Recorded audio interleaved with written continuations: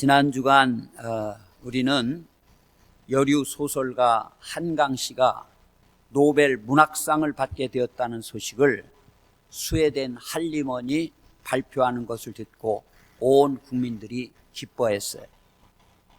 그가 쓴 작품들은 인터넷 서점이나 대형 서점에서도 다 품절되어서 출판사들이 그 책들을 다시 대량으로 찍어내느라고 밤을 새우고 있지만, 이 출판계에 오랜만에 찾아온 호황이라 오히려 즐겁고 기쁘다는 즐거운 비명을 지르게 되었다고 그런 얘기를 들었습니다. 또한 이 한강 씨의 소설들이 38개 국가의 언어들로 번역이 되어서 이게 출간하게 된다는 그런 기쁜 소식도 들었습니다.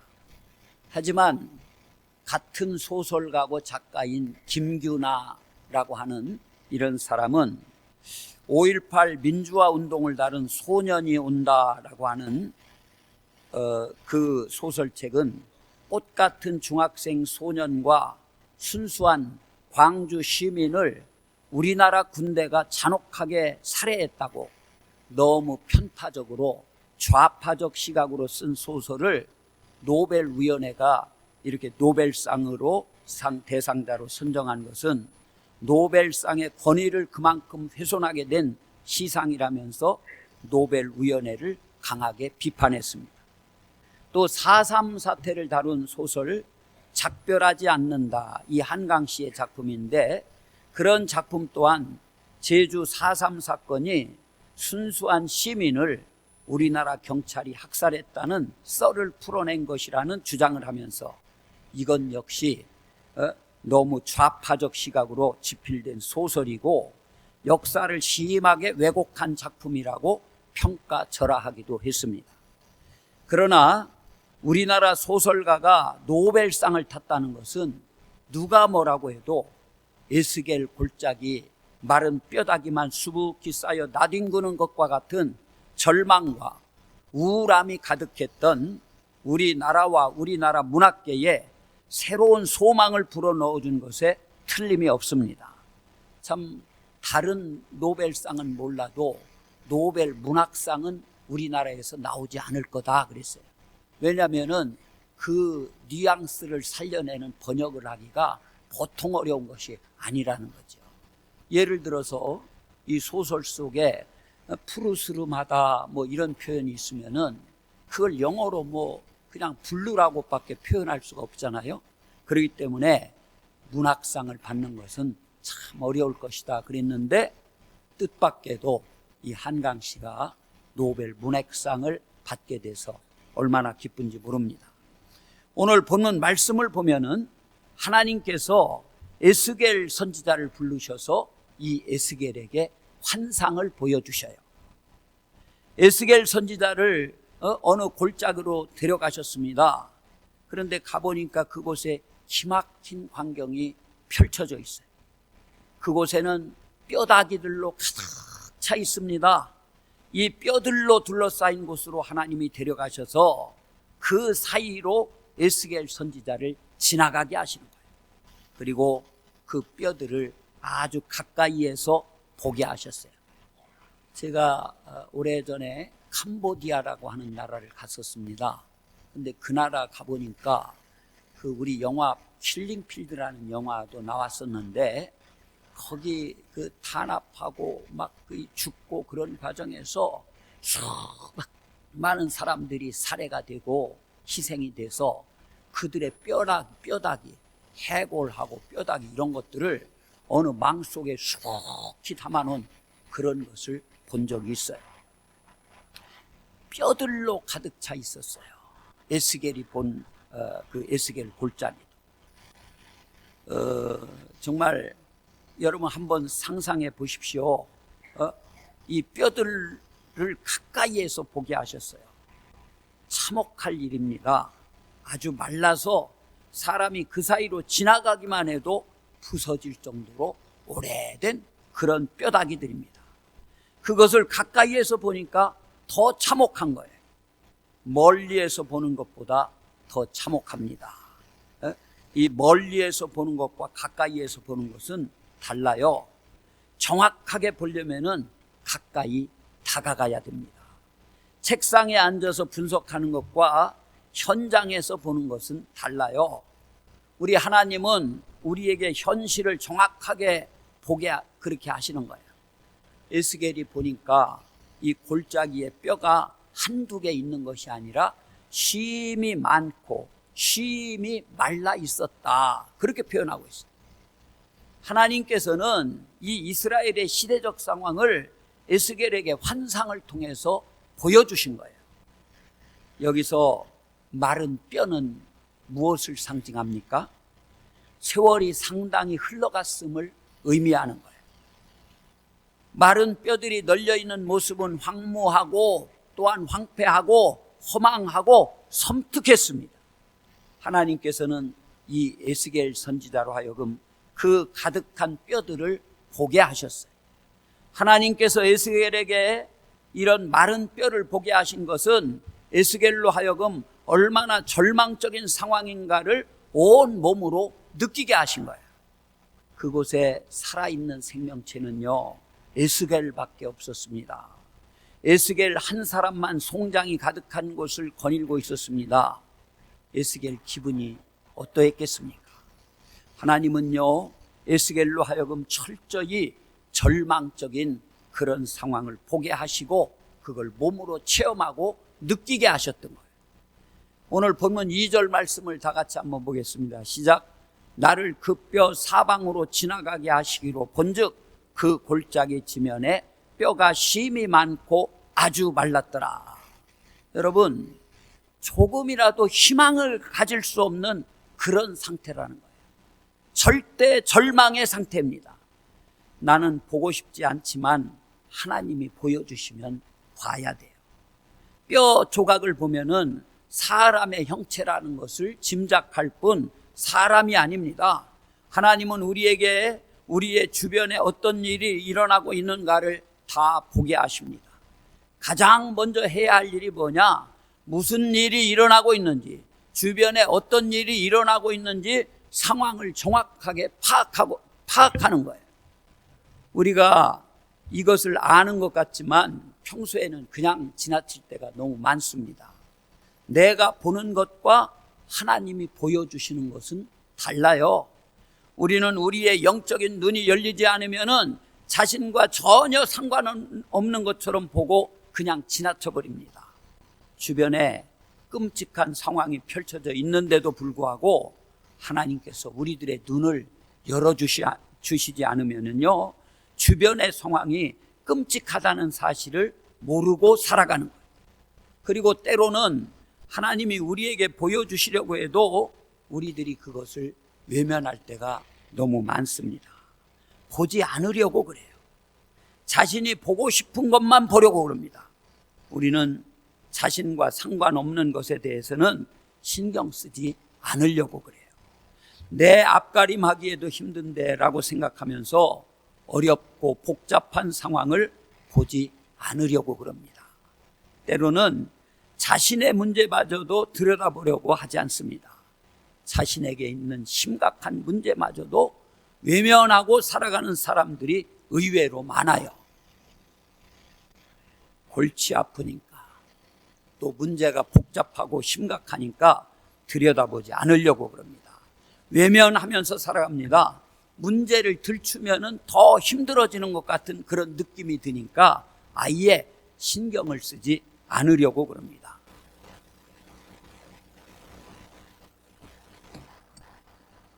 우리 주변에 있는 사람들을 자세히 한번 보시기 바랍니다.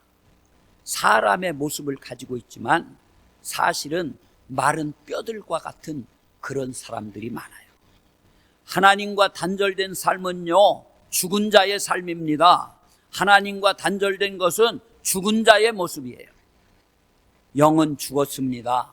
몸만 있을 뿐입니다. 하나님과 하루 이틀 단절된 것이 아니라 숱한 세월 동안 하나님과 단절되었다면은 그것은 해골이에요. 그 안에는 생명이 없습니다. 죽은 지 오래된 해골입니다. 하나님께서 영적인 눈을 여셔서 보여주시는 사람들은 그것을 보게 되는 거예요. 우리 하나님께서 영적인 눈을 열어주시면은 정확하게 보입니다. 하나님의 생명이 없기 때문에 소망이 없어요. 예수 부활의 생명이 없기 때문에 그렇습니다. 그냥 죽은 자에 불과한 거예요. 사람인데 가까이 가서 보니까 사람이 아닌 거예요. 세상에 죽음의 영이 얼마나 가득합니까? 그 화려해 보이지만 자세히 들여다보면 마른 뼈다귀 같은 그런 분들이 많아요. 거기에 무슨 소망이 있겠습니까? 죽음의 영이 지배하고 있습니다. 영은 이미 죽었고 육체도 죽어가고 있습니다. 뼈가 말라가고 있는 거예요. 노인분들이 이렇게 돌아가시는 그런 모습을 보면요, 육체에서 먼저 기름기가 쫙 빠져요. 물도 수분도 다 빠져나갑니다.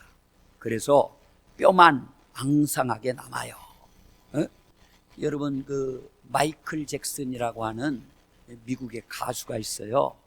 이 사람은 키가 180이었습니다. 그런데 죽을 당시 몸무게가 50kg밖에 안 됐어요. 이미 해골과 같은 모습이었어요. 그의 명성과 돈은 대단했습니다.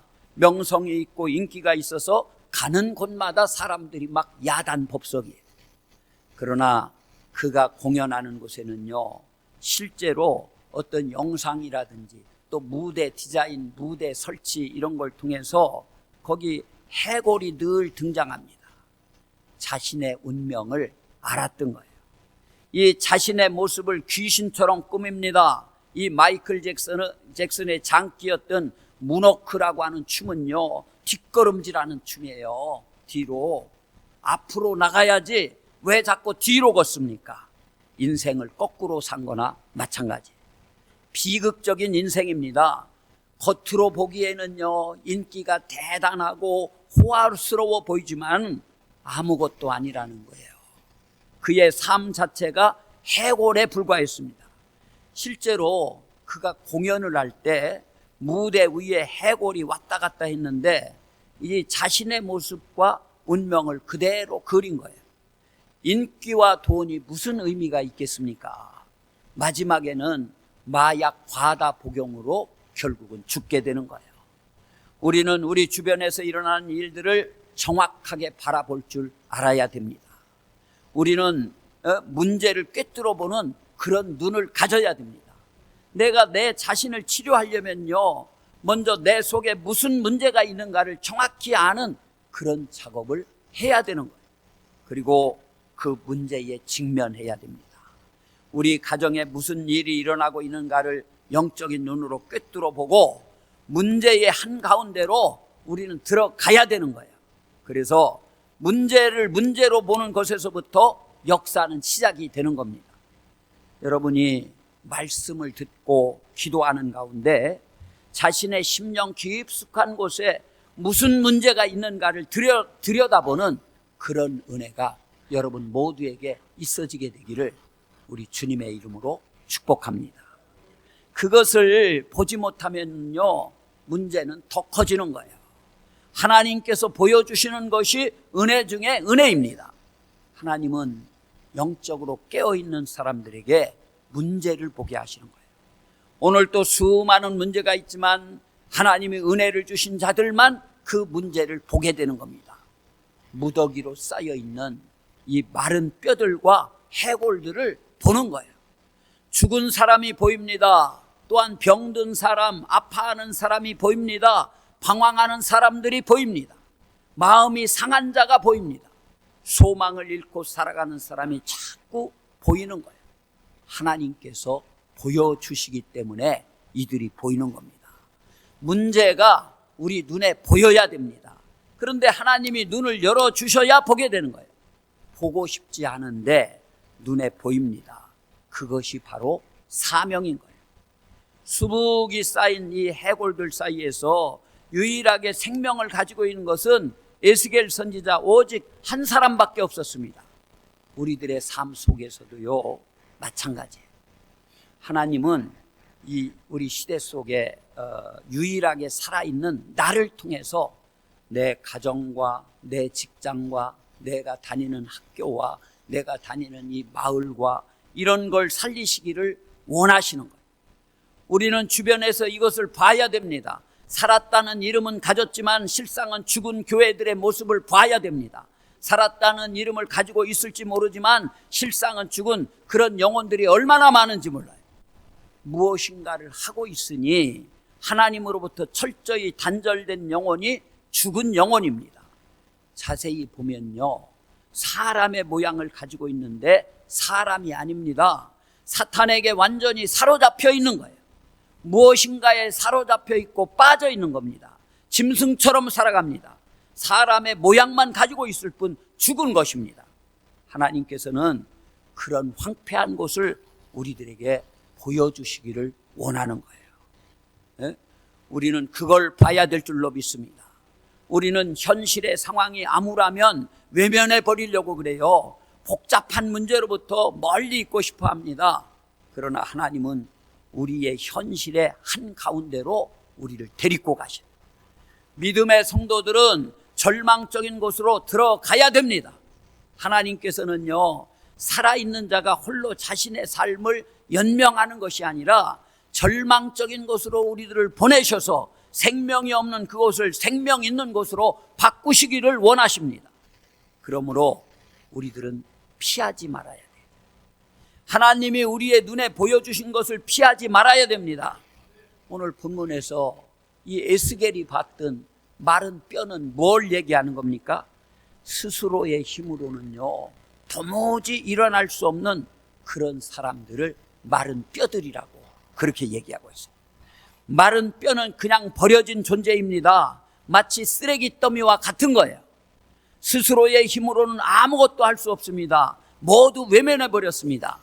인간에게 있는 죄가 스스로를 쓰레기 같은 존재로 만들었다는 얘기예요. 가족들조차 돌보기를 포기한 그런 인간들이 얼마나 많습니까?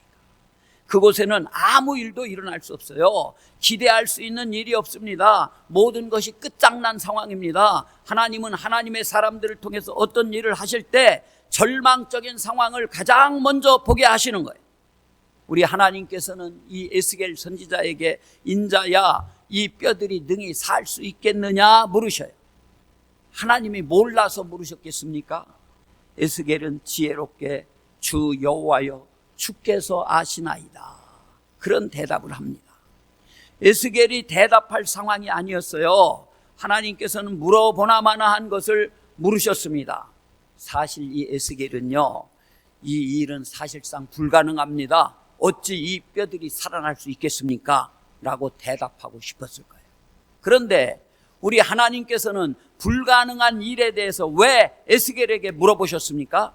우리 하나님께서 에스겔로 하여금 불가능한 상황을 보게 하시고 이 뼈들이 능히 살 수 있겠느냐라고 물으신 이유가 무엇이겠습니까? 하나님은 그 일에 관심을 가지고 계시다는 의미예요. 우리 하나님은 불가능한 지점에서 이 일을 시작하고 싶어 하시는 그런 분이 바로 하나님이십니다. 지금 에스겔이 바라본 상황은요, 단순히 절망할 정도가 아니에요. 그가 본 것은 방금 죽은 시체가 아닙니다. 아직 온기가 남아있는 그런 시체가 아니라 죽은 지 오래돼서 기대할 것이 아무것도 없는 마른 뼈들이었어요. 극히 마른 뼈였습니다. 단순히 절망한 정도가 아니라 철저히 절망한 그런 상태였습니다. 최악의 상태였어요. 인간적으로 보면요, 이 소망이 0.1%도 없는 그런 상태였습니다. 그런데 하나님은 그곳에 관심을 가지고 계셔요. 하나님께서는 에스겔에게 인자야, 이 뼈들이 능히 살 수 있겠느냐라고 물으신 것은 대단히 중요합니다. 이 뼈들이 능히 살겠느냐? 하나님은 지금도 우리들에게 이런 질문을 하십니다. 하나님께서는 여기에 소망이 있느냐? 재기가 가능하겠느냐? 이 일이 회복될 수 있겠느냐? 저 사람이 다시 살 수 있겠느냐? 이처럼 망가졌는데 과연 재기가 가능할까? 다시 시작할 수 있을까라고 우리들을 향해서 물으십니다. 하나님은 다 망가지고 깨어진 곳, 사람들의 기대가 더 이상 남아있지 않은 곳을 보시면서 우리에게 물으시는 거예요. 이곳이 다시 살 수 있겠느냐. 하나님은요, 우리가 다 포기해버리고 말았던 곳으로 우리를 데리고 가셔가지고 이 일이 다시 시작될 수 있겠느냐라고 물으시는 겁니다. 우리의 삶에서 그야말로 무너지고 망가진 것, 깨지고 썩어진 것, 황폐한 것, 모든 사람이 등을 돌리고 떠난 그 자리에서 하나님은 다시 살아날 수 있겠느냐, 이런 질문을 하시는 거예요. 하나님께서 이 뼈들이 능히 살 수 있겠느냐라고 질문하신 것은 내가 이 뼈들을 능히 살릴 수 있다고 믿느냐, 그런 의미예요.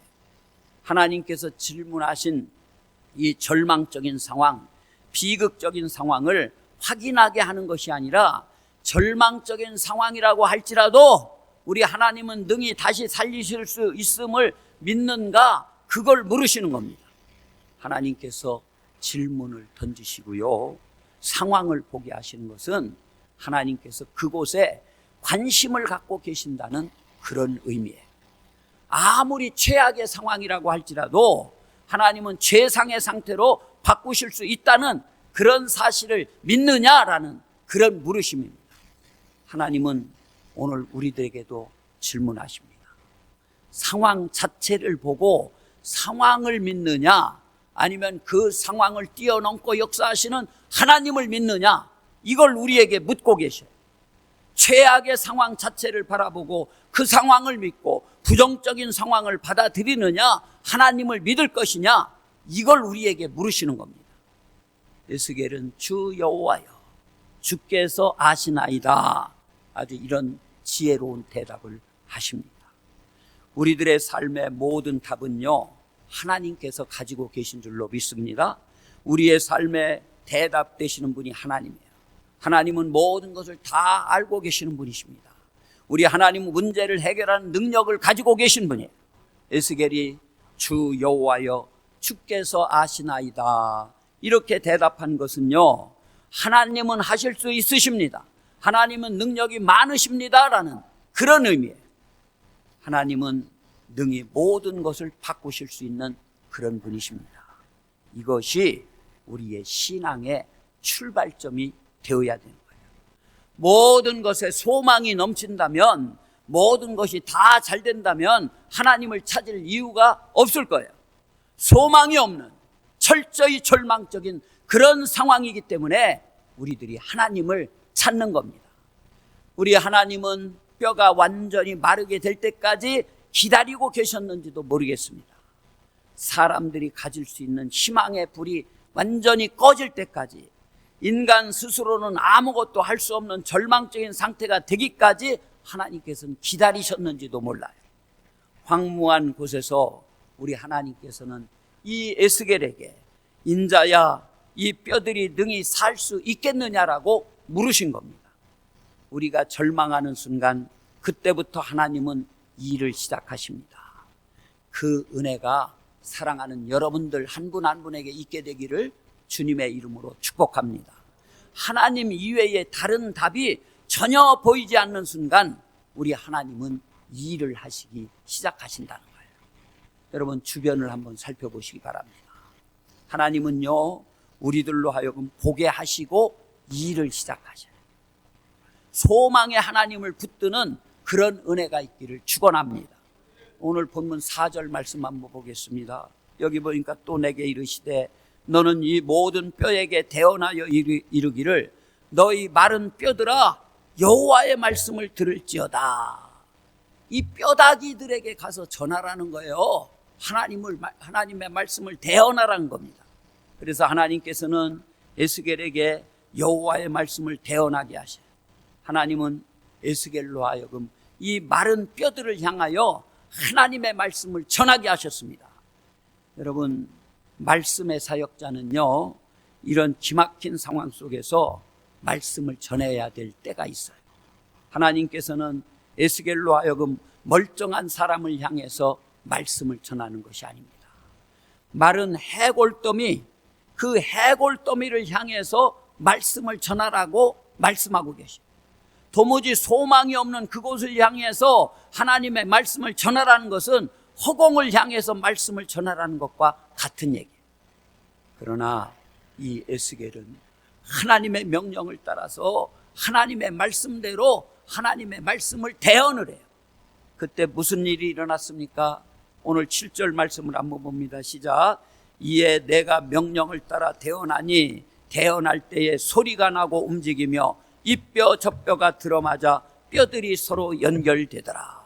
하나님의 말씀을 대언하라고 그래서 그 뼈다귀들을 향해서 에스겔 선지자가 말씀을 선포했더니 소리가 납니다. 뚝뚝뚝뚝뚝뚝 소리 나면서 이 뼈들이 움직입니다. 이 뼈 저 뼈가 들어맞아 뼈들이 서로 연결되는 그런 역사가 나타나게 됩니다. 또 8절 한번 보겠습니다. 다 같이 읽어봐요. 내가 또 보니 그 뼈에 힘줄이 생기고 살이 오르며 그 위에 가죽이 덮이나 그 속에 생기는 없더라. 여러분, 절망적인 상황 속에서도 낙심하지 않고 하나님의 말씀을 대언했더니 마른 뼈들 가운데 놀라운 역사가 일어나기 시작한 거예요. 우리가 절망적인 상황 속에 빠지기 쉬운 것은요, 불가능을 더욱 불가능하게 만드는 부정적인 말들을 자꾸 쏟아내기 때문에 그렇습니다. 어려운 상황이 닥쳤을 때 부부 사이에도요, 절망적인 말을 해서 더욱 절망하게 하는 그런 경우가 많이 있어요. 부정적인 말, 비판적인 말, 저주스러운 말을 쏟아내기 때문에 그렇습니다. 그러나 우리 하나님은 에스겔로 하여금 이 절망적인 상황 속에서 비판적인 말을 쏟아내게 하시지 않으셨습니다. 하나님의 말씀을 대언하게 하셨던 거예요. 소망의 말씀을 선포하게 하셨던 겁니다. 우리가 할 일은요, 내가 하고 싶은 말을 하는 것이 아니라 하나님께서 전하라고 하시는 말씀을 전하는 거예요. 우리 하나님은 소망을 선포하게 하십니다. 하나님의 말씀이 현실과 거리가 멀어 보여도요, 이루어지지 않을 것 같아 보여도 우리가 하나님께서 주신 말씀을 그대로 전하면요, 그 말씀을 통해서 생명의 역사가 일어나게 되는 줄로 믿습니다. 그러므로 다 불가능하다고 해도 소망의 언어를 사용하시는 우리 성도님들이 되시기를 주님의 이름으로 축복합니다. 무더기로 쌓여있는 해골들을 향해서 하나님의 말씀을 대언하라고 하시니 얼마나 기막혔겠습니까? 설교자는 얼굴이 막 반짝반짝하고 눈이 똘망똘망하니 큰 눈을 뜨고 하나님의 말씀, 그런 자들에게 하나님의 말씀을 전하고 싶지, 조는 사람이 보여도 설교하기 힘든데 마른 해골들에게, 이 뼈다귀들에게 가서 말씀을 전하라고 하시니 이 에스겔 입장에서는 얼마나 기막힌 일이겠어요. 하나님의 백성들은 어떤 상황 속에서도 절망의 말이 아니라 소망의 말을 선포해야 될 줄로 믿습니다. 우리의 감정과 우리의 생각을 이야기하면 안 됩니다. 하나님의 말씀만 전해야 됩니다. 그럴 때 하나님의 역사는 나타나게 되는 줄로 믿습니다. 절망적인 상황 속에서도 정말 하나님의 말씀을 선포하게 될 때 기적의 역사가 나타나는 줄로 믿습니다.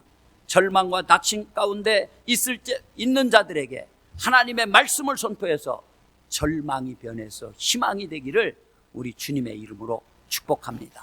여러분, 아이고 저 사람 안 돼, 저 사람 이제 다 끝났어, 아무리 전해도 저 사람 안 변해. 여러분들 그렇게 생각하지 마시고요, 누가 됐든지 간에, 여러분 가족이든지 이웃이든지 누가 됐든지 간에 절망적이라고 다 포기한 사람들을 향해서 여러분들 하나님의 말씀을 증거하시기 바랍니다. 그러면 그곳에서 하나님의 역사가 나타나게 될 줄로 믿습니다.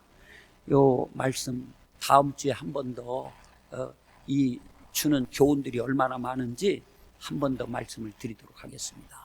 여러분, 정말 하나님의 말씀이 생명이에요. 이 말씀 들고 어디든지 가셔서 사람 말 전하지 마시고 하나님의 말씀만 증거하는 가운데 놀라운 변화의 역사들, 기적의 역사들을 체험하게 되시기를 주님의 이름으로 축복합니다.